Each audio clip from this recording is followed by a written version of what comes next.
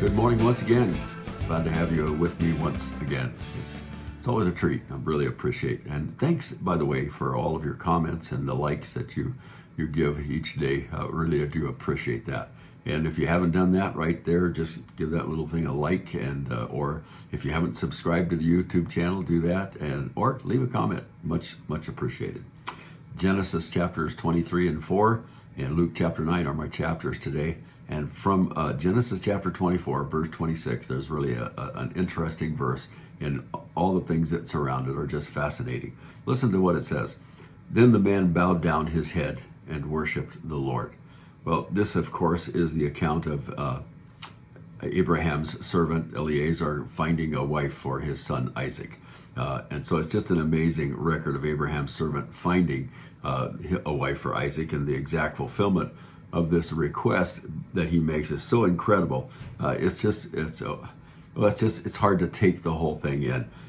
It's nothing short, really, of miraculous that God could arrange this whole incident to happen just as Eliezer had requested.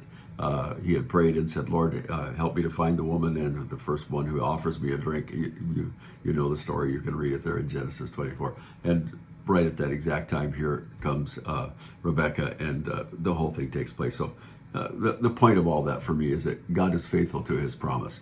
The promise that he would, through Abraham, provide a son would be the promised Messiah that is prophesied clear back in Genesis chapter 3. God is able to do exceedingly abundantly above all that we could even ask or even think. Then the fact that Rebecca is so willing to immediately leave and go with him is also incredible. God is truly amazing in that he was in all of this preparing her heart for what was to come as well. So we see God working through all of their circumstances and doing his will. And it's just amazing that God is able to do all of that.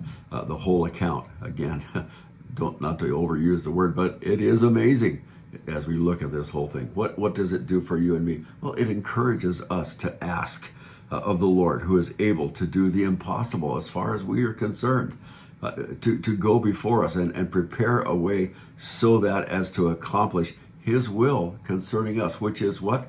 For our good and for our benefit. And it's just, it's one of those wow moments that God is able to do all of this. So I'm encouraged to ask the Lord for his confirmation and his will to be done in and through me. That God could use us is just, well, it's beyond incredible.